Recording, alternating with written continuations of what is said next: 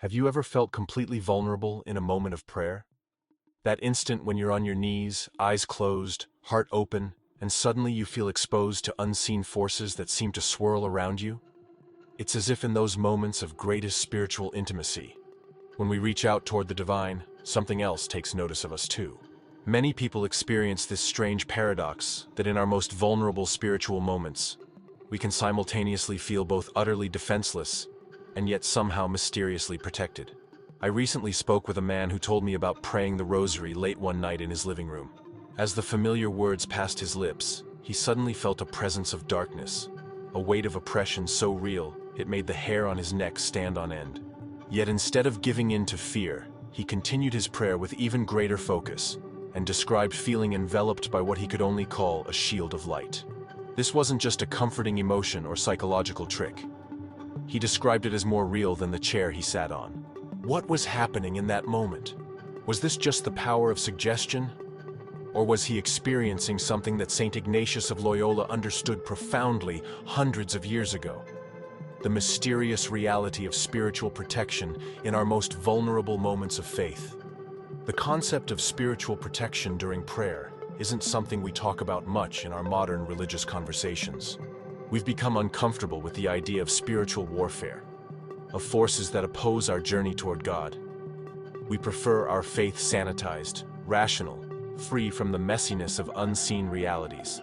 But Saint Ignatius of Loyola, the great 16th century mystic and founder of the Jesuit order, spoke extensively about this dimension of spiritual life. He understood that authentic prayer doesn't just connect us to God, it also makes us visible on the spiritual battlefield. This isn't something to fear, but something to understand with clear eyes and prepared hearts. Ignatius himself experienced profound spiritual attacks, especially during his time of conversion and spiritual awakening in Manresa. As he deepened his prayer life and grew closer to God, he found himself assailed by what he called the enemy of human nature. Yet he also discovered that in these moments of vulnerability, divine protection became most evident. The more he surrendered in prayer, the more he found himself shielded by what he would later call consolation, that sense of God's presence that brings peace even in the midst of spiritual struggle.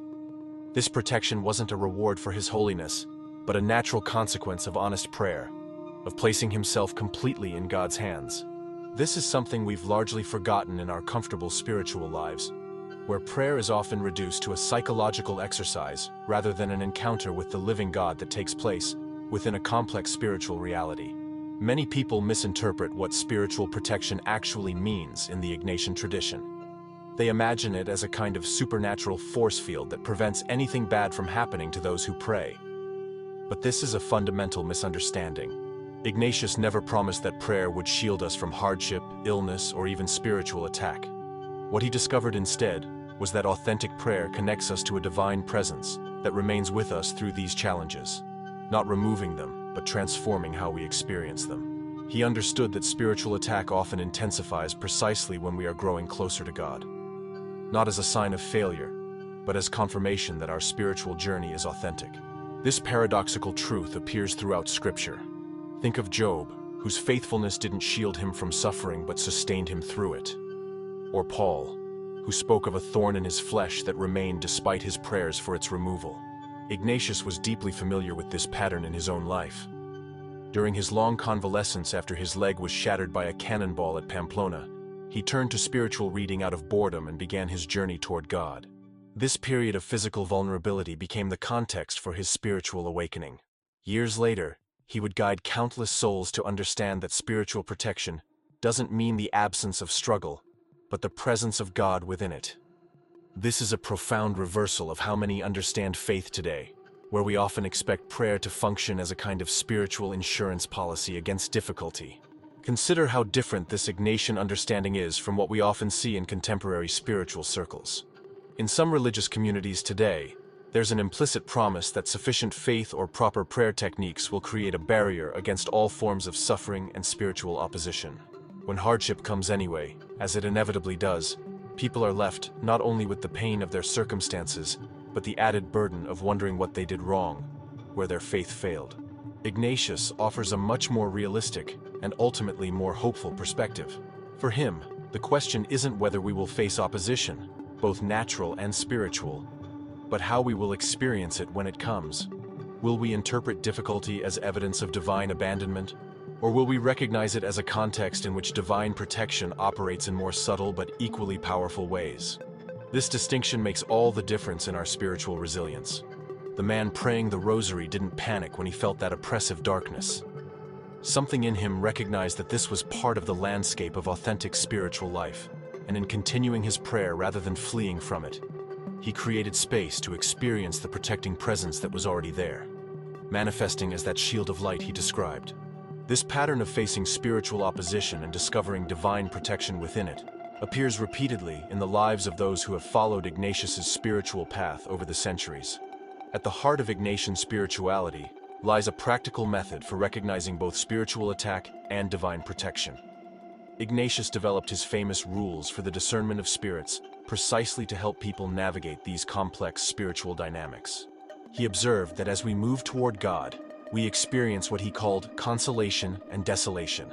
Consolation is that sense of God's loving presence, bringing peace, joy, and increased faith, hope, and love. Desolation, by contrast, brings spiritual heaviness, disturbance, and a pulling away from divine things.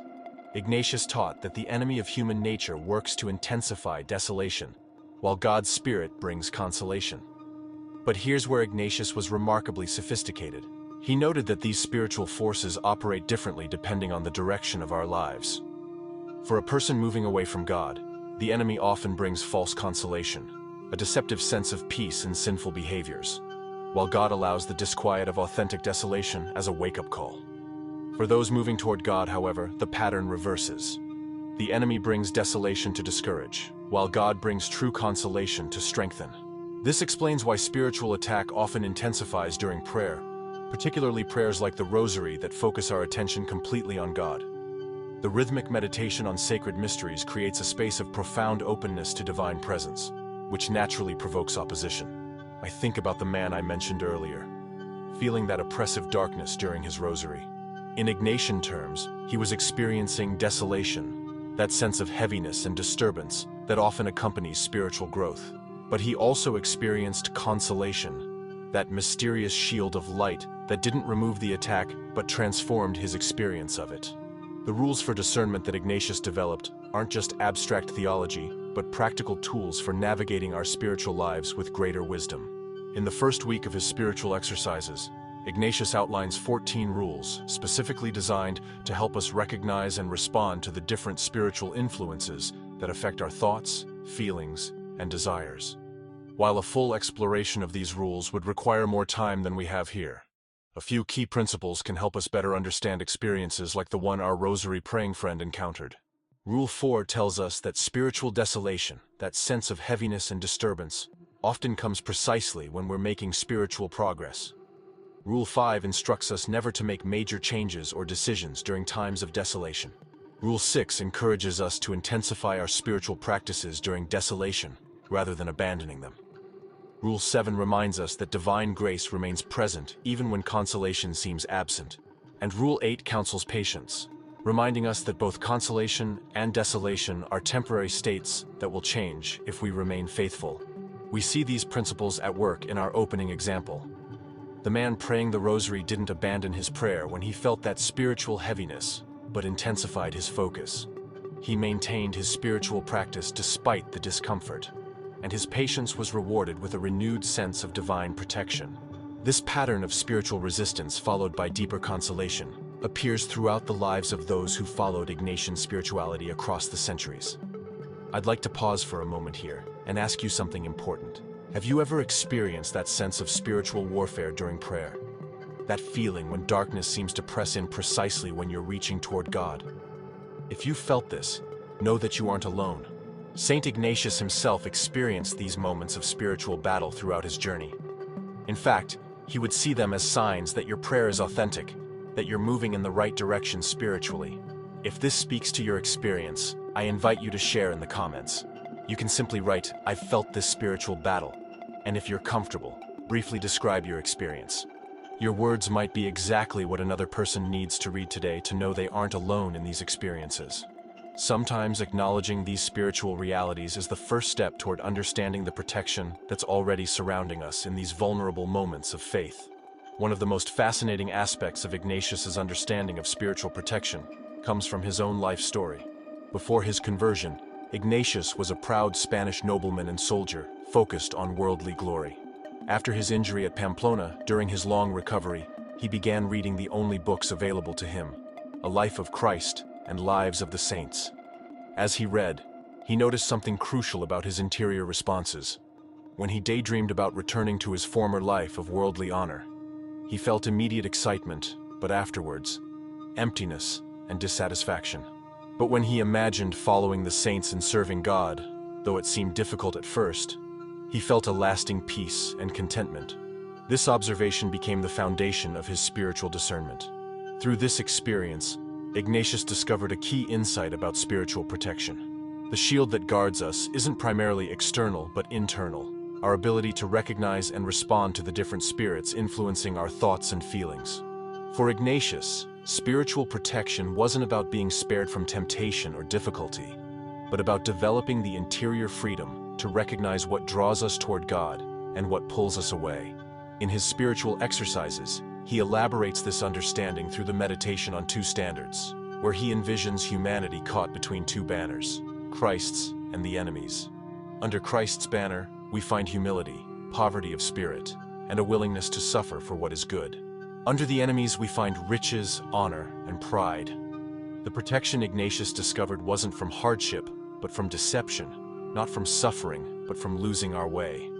When the man praying the rosary felt that shield of light, he wasn't being protected from experiencing the reality of spiritual opposition, but being given the spiritual clarity to recognize it for what it was and remain faithful despite it. This two standards meditation that Ignatius presents in his spiritual exercises offers profound insights into the nature of spiritual protection.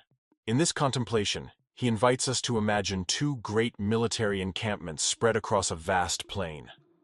On one side is Lucifer, whom Ignatius describes as the deadly enemy of our human nature, seated on a throne of fire and smoke, a terrifying figure sending out demons to ensnare the world. On the other side is Christ, standing in a humble place, beautiful and gentle, sending out apostles and disciples to help people. What's particularly striking about this meditation is how Ignatius describes the contrasting strategies of these spiritual forces. The enemy's approach begins with enticing people to love of riches, then moves them toward worldly honor, and finally to overwhelming pride, which Ignatius sees as the gateway to all other vices. Christ's strategy, by contrast, begins with inviting people to spiritual poverty and detachment from worldly possessions, then to accepting insults and contempt with patience, and finally to humility, which Ignatius sees as the foundation of all virtues. This meditation isn't meant to scare us, but to illuminate the subtle ways that spiritual influences operate in our lives, often beginning with small, seemingly innocent attachments that gradually lead us either toward or away from God. The protection Ignatius envisions isn't about avoiding this battlefield altogether, which is impossible, but about developing the spiritual discernment to recognize which standard we're being drawn toward in our daily choices. The man praying the rosary was experiencing in a concentrated form the reality that Ignatius describes in this meditation, finding himself caught between opposing spiritual forces and discovering within that tension the protection that comes from spiritual clarity and faithful choice. What makes Ignatius's approach to spiritual protection so powerful is that it's profoundly practical. Unlike some mystical traditions that remain abstract, Ignatius always moves toward concrete application. He understood that spiritual protection isn't just a theological concept, but a lived reality we can cultivate through specific practices.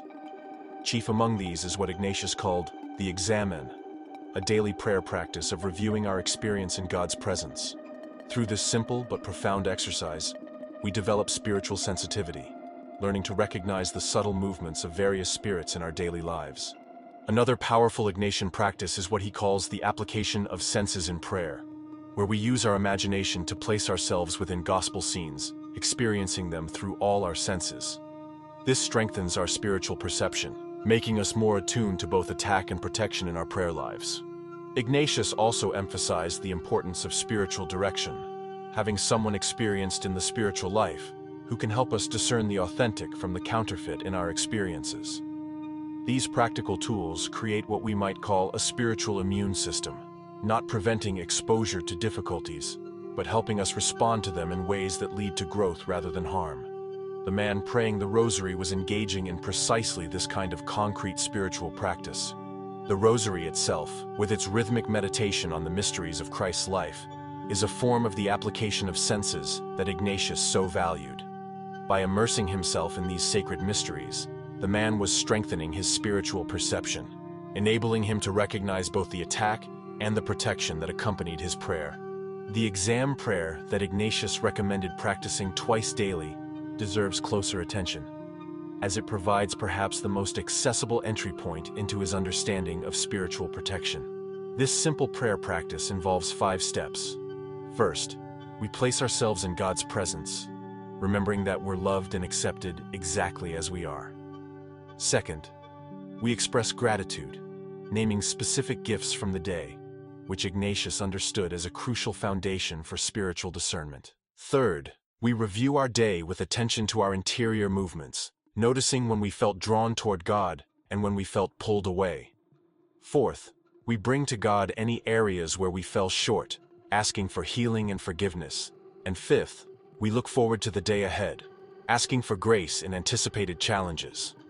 This daily practice gradually attunes our spiritual perception, helping us recognize patterns in our interior life that indicate the influence of various spirits. It's like developing a spiritual immune system that doesn't prevent us from encountering difficulties, but helps us respond to them in ways that lead to growth rather than harm. The exam creates a kind of ongoing spiritual protection by increasing our awareness of God's presence throughout our daily activities and helping us recognize and respond to spiritual influences with greater freedom. While the man praying the rosary experienced a dramatic moment of both spiritual attack and divine protection, Ignatius would suggest that this same dynamic plays out in subtle ways throughout our ordinary days, which the examen helps us recognize and navigate with greater wisdom. Ignatius offers us powerful insights about how to respond when we do experience spiritual attack during prayer. His first piece of advice might surprise us. Don't be shocked or discouraged. Ignatius saw spiritual attack not as a sign of failure, but often as confirmation that we're moving in the right direction spiritually. His second counsel is equally counterintuitive. In moments of spiritual desolation, change nothing. Don't abandon the spiritual commitments you've made, even if they suddenly feel dry or difficult.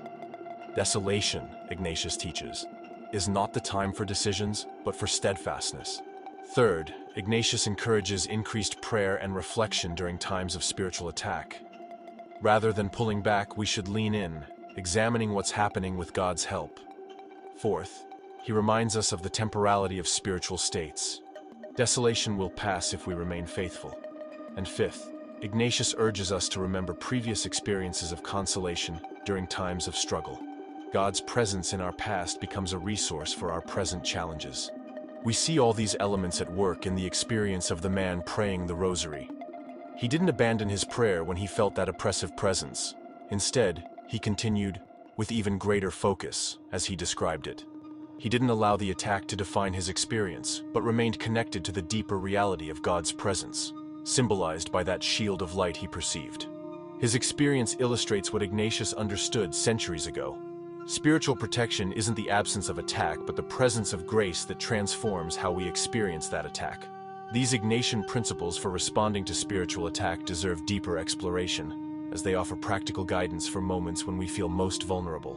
When Ignatius counsels us not to be shocked by spiritual attack, he's acknowledging a truth that many spiritual traditions recognize. Growth often provokes resistance. Just as physical exercise initially causes discomfort before it builds strength, spiritual growth often triggers opposing forces before it establishes new patterns of being. When Ignatius advises us to change nothing during desolation, he's recognizing that our decision-making capacity is compromised when we're under spiritual pressure. Decisions made in desolation tend to be reactive rather than responsive, governed by fear rather than freedom. By maintaining our spiritual commitments despite discomfort, we create space for deeper discernment to emerge. When Ignatius encourages increased prayer and reflection during attack, he's applying a counterintuitive but powerful principle.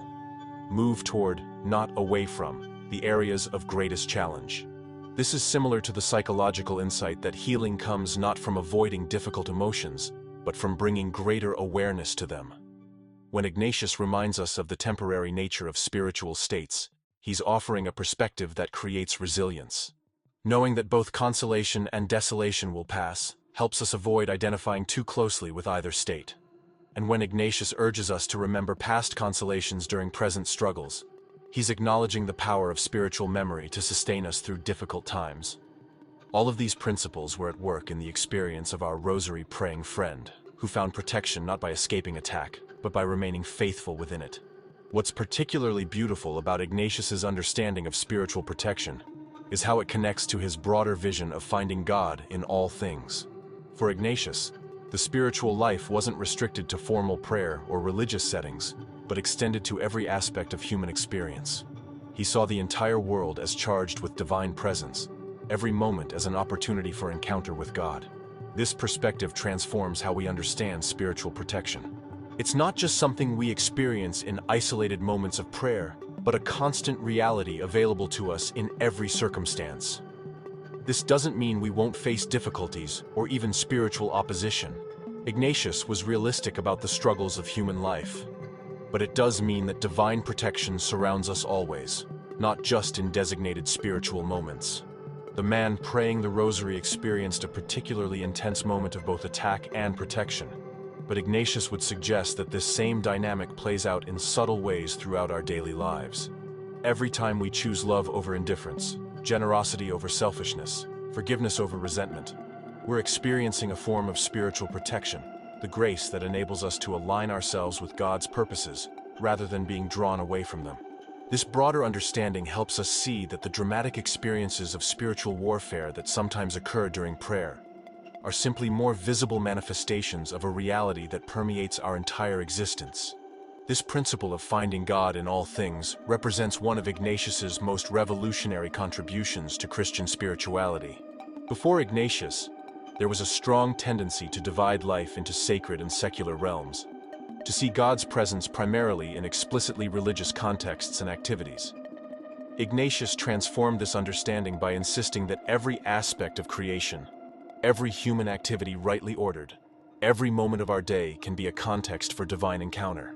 This perspective emerges from his profound conviction that creation itself is a gift and expression of God's love, and that the incarnation of Christ sanctifies all dimensions of human experience.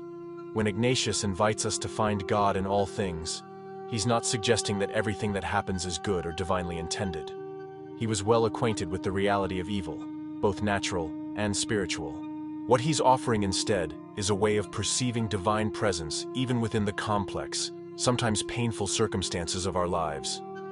This capacity to recognize God in unexpected contexts is itself a form of spiritual protection, not shielding us from difficulty, but helping us find meaning and purpose within it. The man praying the rosary experienced divine protection in a concentrated moment of spiritual intensity. But Ignatius would invite us to recognize that same protecting presence in the ordinary moments of our days, in our work and relationships, in our successes and failures, in our joys and sorrows. This broader vision doesn't diminish the significance of explicit spiritual practices like the rosary, but places them within a larger context of ongoing divine human encounter. This Ignatian perspective on finding God in all things connects deeply with another key concept in his spirituality: contemplation in action. For Ignatius, the contemplative life and the active life weren't opposed to each other, but integrated dimensions of an authentic spirituality. Prayer without action remains incomplete, while action without prayer loses its spiritual foundation.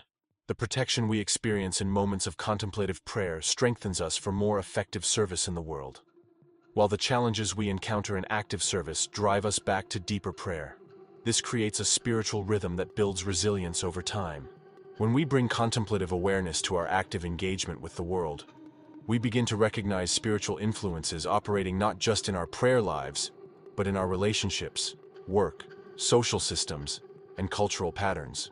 This expanded awareness becomes a form of spiritual protection, not removing us from the complexities of human life, but helping us navigate them with greater wisdom and freedom. The man praying the rosary wasn't just having an isolated religious experience, but was being formed through that experience for more effective service in the world. The spiritual protection he perceived wasn't meant to create a private religious comfort zone, but to empower him for greater love and more courageous action in every dimension of his life. This understanding transforms how we view the purpose of spiritual protection.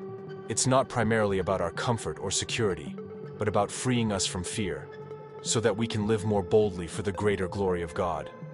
The Ad Majorem Dei Gloriam that became the motto of the Jesuit order Ignatius founded.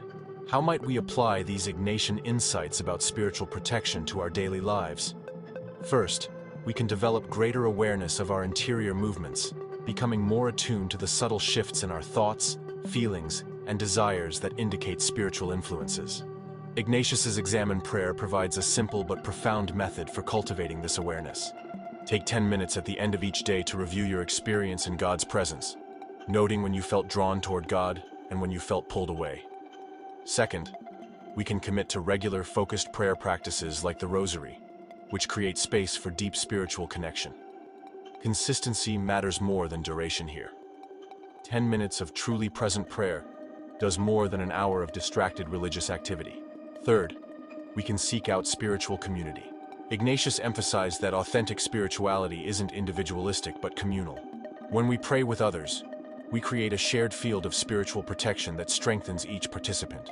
Fourth, we can approach Scripture not just as information, but as encounter, using Ignatian contemplation to enter into sacred stories with all our senses. And fifth, we can practice what Ignatius called indifference, that spiritual freedom that allows us to hold loosely to outcomes while remaining firmly committed to God's purposes.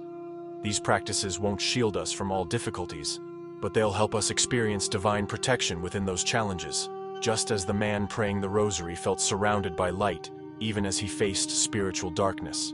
This Ignatian quality of indifference deserves special attention, as it's often misunderstood yet crucial for understanding spiritual protection. When Ignatius speaks of indifference, he doesn't mean apathy or lack of care. Quite the opposite. He means a positive spiritual freedom that allows us to embrace whatever will best serve God's purposes in our lives and in the world. It means being free from disordered attachments to specific outcomes, not so that we care less, but so that we can love more authentically.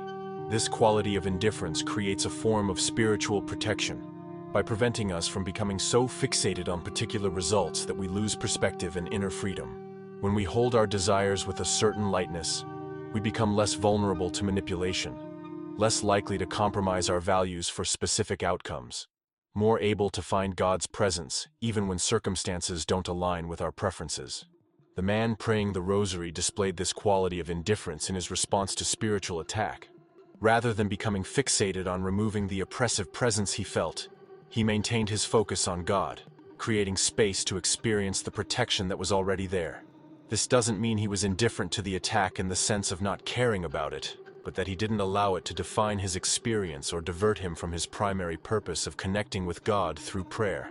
This spiritual freedom that comes from Ignatian indifference is itself a powerful form of protection, not from having difficult experiences, but from being defined or determined by them. Many people struggle to believe in the reality of spiritual protection because they've never experienced it tangibly. They've prayed for years without ever feeling that sense of being divinely shielded in vulnerable moments. If that's your experience, Ignatius would offer several important insights. First, he would remind us that spiritual perception develops gradually, like any other sense. The fact that we don't perceive something doesn't mean it isn't present. Second, he would suggest that spiritual protection often operates in ways we don't immediately recognize. That job opportunity that didn't work out, which seemed like a disappointment at the time but spared you from a toxic environment. The relationship that ended painfully, but freed you for a deeper connection later. These too can be forms of spiritual protection, though we rarely label them as such. Third, Ignatius would encourage us to look for protection not primarily in dramatic moments, but in the subtle persistence of faith, hope, and love in our lives despite challenges. The fact that you continue to pray, to seek God, to desire good even when it's difficult, is itself evidence of a protecting grace at work in your life. And fourth, he would invite us to consider that sometimes the greatest protection isn't from suffering but through it. The cross itself stands as the ultimate symbol of this truth, that God's protection doesn't always prevent pain but redeems it, transforming even the worst experiences into pathways to resurrection. The man praying the rosary experienced a dramatic moment of perceived protection. But Ignatius would see equally powerful protection in the lives of those who simply continue to pray faithfully without such vivid experiences. This perspective on spiritual protection as operating through suffering rather than always preventing it connects to another key Ignatian concept, the third degree of humility. In the spiritual exercises, Ignatius describes 3 degrees or levels of humility, each representing a deepening spiritual freedom. The first degree is basic obedience to moral law out of fear of punishment or desire for reward. The second degree is a more interior freedom, where we're not inclined toward either wealth or poverty, honor or dishonor, health or sickness in themselves, but only as they serve God's purposes. But the third degree goes further. Here we actually prefer to embrace poverty, rejection, and suffering, when these make us more like Christ, not out of self-hatred or psychological masochism, but out of love for Jesus and desire to be united with him in every dimension of his life, including his suffering. This doesn't mean seeking suffering for its own sake, which would be unhealthy, but being willing to embrace it when it comes as a result of following Christ faithfully. Ignatius saw in this third degree of humility a profound spiritual protection, not from hardship, but from being diverted from our deepest purpose by fear of hardship. When we're willing to follow Christ, even at personal cost, we discover a freedom that no external circumstance can take from us. The man praying the rosary exhibited something of this third degree of humility in his response to spiritual attack. Rather than fleeing from discomfort, he remained present to it, continuing his prayer with even greater focus. And in that courageous presence, he discovered a protecting grace that transformed his experience. A particularly powerful dimension of Ignatius's teaching on spiritual protection comes through his concept of the magis, that continual seeking of the more universal good. For Ignatius, the spiritual life wasn't static, but dynamic, always moving toward greater love and service. This perspective helps us understand that spiritual protection isn't primarily for our comfort, but for our mission. We are protected not just for our own sake, but so that we can more effectively serve God's purposes in the world. This connects to another key Ignatian concept, being contemplatives in action. Ignatius didn't see prayer and active engagement with the world as separate spheres, but as integrated dimensions of an authentic spiritual life. The protection we experience in prayer strengthens us for service, and the challenges we face in service drive us back to deeper prayer. This creates a spiritual rhythm that builds resilience over time.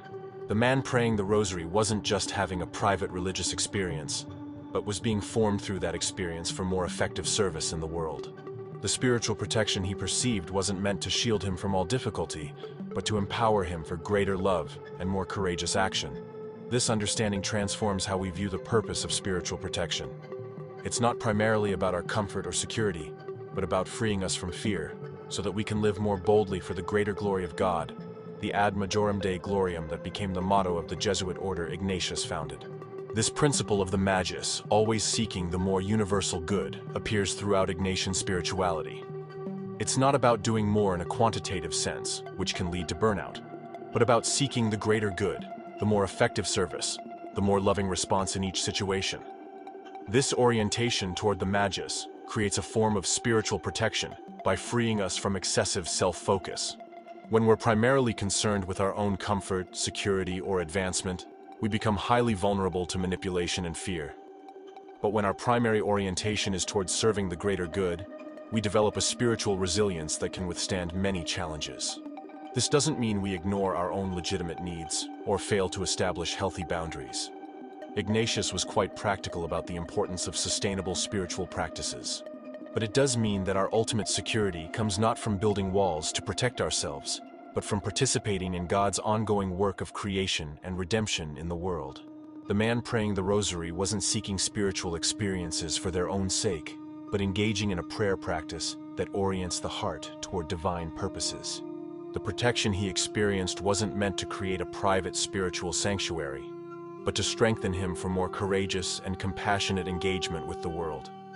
This perspective on spiritual protection as oriented toward mission rather than merely personal comfort appears throughout the lives of the saints in the Ignatian tradition, who repeatedly found the courage to face significant challenges because their focus was on serving God's purposes rather than protecting their own comfort. Ignatius's teachings on spiritual protection take on particular relevance in our current cultural moment. We live in a time of profound spiritual confusion, where many people hunger for authentic spiritual experience, but lack the discernment tools to distinguish genuine encounter from counterfeit spirituality. The marketplace of spiritual ideas has never been more crowded or confusing. In this context, Ignatius's practical wisdom about recognizing the movements of various spirits within our experience offers a much-needed clarity. His approach doesn't require us to withdraw from the world, but to engage it with greater spiritual intelligence, recognizing both the sacred opportunities and the spiritual pitfalls in our complex modern lives. The digital age brings its own unique spiritual challenges. Our constant connectivity can create a fragmented attention that makes deep prayer difficult. The comparison culture of social media can feed precisely those spirits of insecurity and pride that Ignatius warned would pull us away from God. The political polarization of our time can engage us in conflicts where we lose sight of the common good. In all these contemporary challenges, Ignatius's teachings on spiritual protection remain remarkably relevant. The man praying the rosary experienced a dramatic moment of spiritual clarity. But we all navigate subtle spiritual influences every time we scroll through our phones, engage in political discussions, or make decisions about how to spend our time and resources. Ignatius would invite us to bring the same spiritual awareness to these ordinary activities that we bring to formal prayer, recognizing that divine protection operates in all dimensions of our lives. The digital environment of our time presents particular challenges for spiritual discernment. Social media platforms are designed to capture and monetize our attention through algorithms that exploit our psychological vulnerabilities. Many people find themselves pulled into cycles of comparison, outrage, or distraction that gradually erode their spiritual well-being without their full awareness. Ignatius, who was deeply attentive to the subtle influences on human consciousness, would recognize these digital dynamics as spiritual in nature, not just psychological or technological. He would invite us to bring the same discernment tools to our digital engagement that we bring to explicitly spiritual contexts, recognizing both the consolations and desolations that can come through these platforms.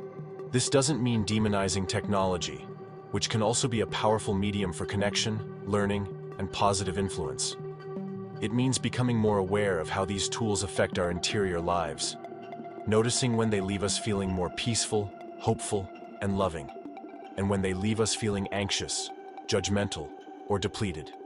The man praying the rosary experienced a concentrated moment of spiritual discernment, recognizing both attack and protection in his prayer.